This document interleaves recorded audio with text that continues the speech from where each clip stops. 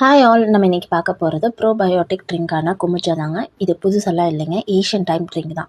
China peoples use பண்ணிகிட்டு இருந்தாங்க. அவங்கக்கிட்ட இருந்து ஜப்பான் அண்ட் கொரியன் பீப்புள்ஸ்க்கு ஸ்ப்ரெட் ஆச்சு. அண்ட் அவங்கக்கிட்ட இருந்து ரஷ்யன் அண்ட் யூரோப் பீப்புள்ஸ்க்கு ஸ்ப்ரெட் ஆச்சுங்க. இப்போ இது நமக்கும் கிடச்சிருக்கு.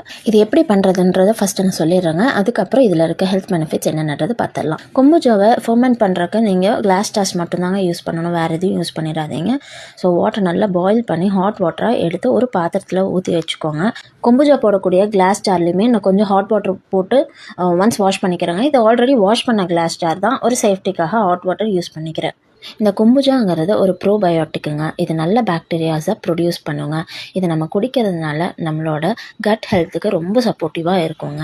கிட்னி அண்ட் லிவருக்கு இது ரொம்ப ஹெல்ப்ஃபுல்லாக இருக்குங்க. அண்ட் கான்ஸ்டிபேஷன் ப்ராப்ளம்ஸ் கூட இது தடுக்குதுங்க.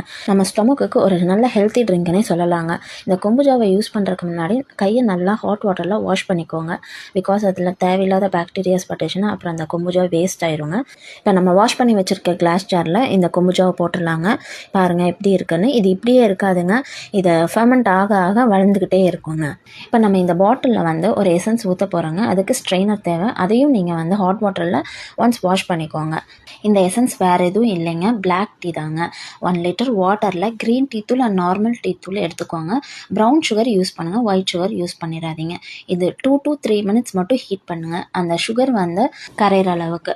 அண்ட் இதை ஓவர் நைட் விட்டுருங்க. அண்ட் மார்னிங் கொம்புஜாவை போட்டு இந்த க்ரீன் டீயை ஸ்ட்ரைனரில் வடிச்சுக்கோங்க. அந்த தூளை நீங்கள் யூஸ் பண்ண வேணாம், வாட்டர் மட்டும் யூஸ் பண்ணிக்கோங்க. இதை க்ளோஸ் பண்ணுறதுக்கு ஒயிட் கிளாத் எடுத்துக்கோங்க. அதையுமே ஹாட் வாட்டரில் ஒன்ஸ் வாஷ் பண்ணிக்கோங்க. லிட் வச்சு க்ளோஸ் பண்ணாதீங்க, ஜஸ்ட் ரப்பர் பேண்ட் மட்டும் மேலே போட்டுக்கோங்க, ஏர் சர்க்குலேஷன் இருக்கிறதுக்காகங்க. லிட் வச்சு க்ளோஸ் பண்ணிங்கன்னா உங்களுக்கு கேஸ் ஃபார்ம் ஆகிடும். ஸோ இதை நம்ம 2 வீக்ஸ்க்கு அப்புறம் எப்படி ஃபெர்மெண்ட் ஆகிருக்குன்னு பார்க்கலாங்க.